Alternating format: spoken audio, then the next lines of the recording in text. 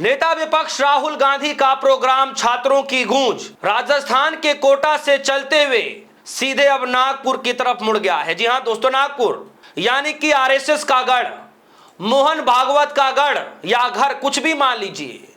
यानी कुल मिलाकर के अब राहुल गांधी छात्रों की गूंज का वो बड़ा प्रोग्राम आरएसएस की गढ़ में करने जा रहे हैं, जिससे राजनीतिक के तौर पर तो माहौल बदलेगा ही, बल्कि आने वाले समय में जो रणनीतियां हैं वो भी अब स्पष्ट तौर पर जनता के सामने खुल करके आ जाएगा।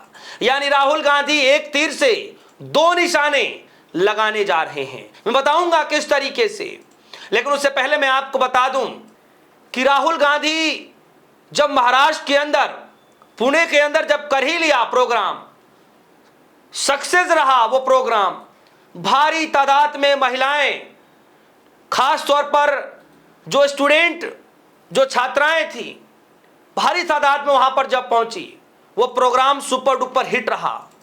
लोगों ने कहा कि आज तक के इतिहास में महिलाओं से जुड़े हुए ऐसे प्रोग्राम कभी कभी देखने को मिलते हैं, खास तौर पर महिलाओं के नेतृत्व में ऐसे प्रोग्राम किए जाते हैं, लेकिन इतिहास में पहली बार नेता विपक्ष इतना बड़ा प्रोग्राम कर रहा है, जिसको लेकर के एक बड़ी उपलब्धि के तौर पर देखी गई।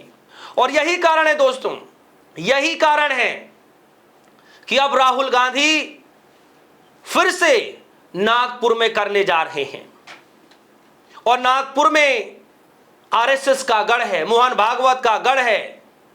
आरएसएस को लेकर के, मोहन भागवत को लेकर के जिस तरीके से राहुल गांधी अपने हर प्रोग्राम में बोलते हैं, हर मंच पर बोलते हैं, चाहे संसद हो, चाहे पार्लियामेंट के बाहर की तस्वीरें हो, चाहे अलग कोई प्रोग्राम हो, चाहे छात्रों की गूंज वाला ये प्रोग्राम हो, हर स्टेज पर चढ़कर आरएसएस को हमेशा घेरते रहते हैं। लेकिन अब खुले मंच से आरएसएस के गढ़ में ही, मोहन भागवत के गढ़ में ही जाकर के घेरने जा रहे हैं। जरा ये खबर देखिए दोस्तों, लाइव हिंदुस्तान की खबर है, और इस खबर में साफ तौर पर जो लिखा हुआ है, इसमें लिखा, राहुल गांधी की आरएसएस के गढ़ पर नजर, अगला छात्र की गूंज नागपुर में करने की तैयारी। नागपुर में करने जा रहे हैं। आगे, लोकसभा में विपक्ष नेता राहुल गांधी ने पुणे में छात्रों की गूंज कार्यक्रम के बाद अगला कार्यक्रम अभी तय नहीं है, पर महाराष्ट्र में कांग्रेस के कार्यक्रम को नागपुर में आयोजित करने का प्रस्ताव रखा। नागपुर में छात्रों की गूंज कार्यक्रम कर कांग्रेस एक तीर से दो निशाने साधना चाहती है। एक तरफ जहां राहुल गांधी कार्यक्रम से छात्रों के साथ उनके मुद्दों पर चर्चा करेंगे, वहीं नागपुर में भाजपा और आरएसएस पर निशाना साधने से सियासी संदेश भी जाएगा।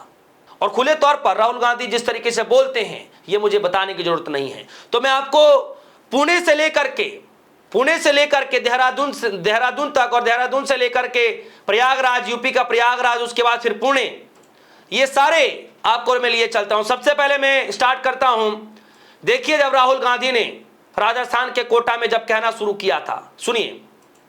भाई और बहनों, जितना पैसा इन 5 एग्जाम्स में आपके परिवारों से निकलता है, उतना पैसा हिंदुस्तान की सरकार education budget, health budget, labour budget, science budget, women and child budget में डालती है।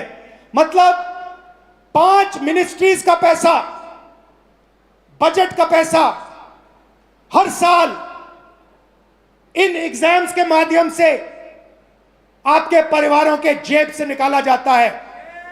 और फिर उसके बाद आपको कहा जाता है कि दरवाजा बंद है, आप आईआईटी में नहीं घुसे, आप नीट में नहीं घुसे, आप आरआरबी में नहीं घुस पाए। यह हिंदुस्तान की एजुकेशन सिस्टम की रियलिटी है। सुना दोस्तों आपने। अब आपको मैं प्रयागराज लेकर के चलता हूं। प्रयागराज में भी जोरदार जो है प्रोग्राम देखने को मिला, और यहां तो खुले तौर पर बीजेपी की सरकार को, उद्योगपतियों को, आरएसएस को खुले तौर पर घेरते हुए राहुल गांधी नजर आए। क्या कुछ कह रहे हैं, जरा सुनिए।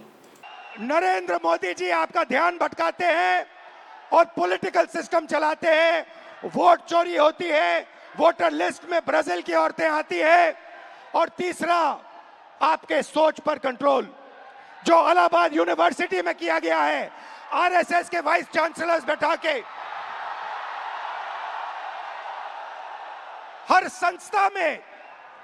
संस्था में प्रचारक, ब्यूरोक्रेसी में प्रचारक, फोर्सेस में प्रचारक, मीडिया में प्रचारक, जुडिशरी में प्रचारक, पैरामिलिट्री में प्रचारक, यूनिवर्सिटी कॉलेजेस में प्रचारक, सोच को कंट्रोल करने का तरीका, यह है सिस्टम। भाई और बहनों, मोहन भगवत, नरेंद्र मोदी जी, अमित शाह जी और अडानी जी, इस सिस्टम ने रोजगार खत्म किया, इस सिस्टम ने यूनिवर्सिटीज को कैप्चर किया, इस सिस्टम ने आप पर आक्रमण किया है।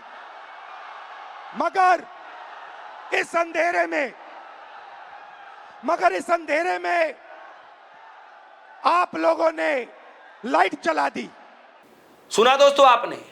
अब मैं आपको लिए चलता हूं पुणे के अंदर देखिए राहुल गांधी क्या कह रहे हैं। Belong to nobody. You do not belong to anybody except yourself. You have a relationship with your father. You have a relationship with your brother. You have a relationship with your husband. You have a relationship with your son. But you do not belong to them. You belong to yourself. And I'd like to listen to you. सुना आपने। अब राहुल गांधी जो है ये 4 programme super duper hit करा चुके हैं। राजस्थान का कोटा, उत्तराखंड का देहरादून, उत्तर प्रदेश में प्रयागराज, महाराष्ट्र में पुणे, और अब एक बार फिर से नागपुर के अंदर जा रहे हैं। यानी कुल मिलाकर के बीजेपी के अंदर इस बात को लेकर के हड़कंप मच गया होगा, आरएसएस के अंदर भी हलचल तेज हो गई होगी कि आखिर राहुल गांधी नागपुर में इतना बड़ा प्रोग्राम करेंगे, उन छात्रों को, ऐसे हजारों छात्रों को लेकर के नागपुर में उतरेंगे और बीजेपी पर सीधा पलटवार करेंगे। इसका राजनीतिक संदेश क्या होगा, किस तरीके से बीजेपी की छवि, आरएसएस की छवि पर डेंट पड़ेगा, ये तो राजनीतिक पंडित हैं वही समझ रहे हैं।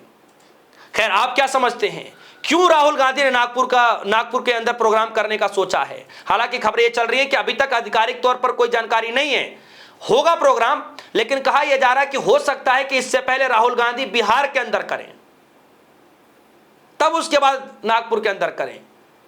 अब ये डेट इधर उधर हो सकता है, लेकिन नागपुर के अंदर कहा यह जा रहा है कि जल्द से जल्द प्रोग्राम किया जाएगा। आपको क्या लगता है, नागपुर के अंदर राहुल गांधी क्यों प्रोग्राम करना चाहते हैं? इसके पीछे की खास वजह क्या हो सकती है? आपकी जो भी राय होगी वीडियो कमेंट सेक्शन में जाएगा। अपनी राय रखिएगा। फिलहाल के लिए दीजिए इजाजत, देखते रहिए DS4 न्यूज़। धन्यवाद।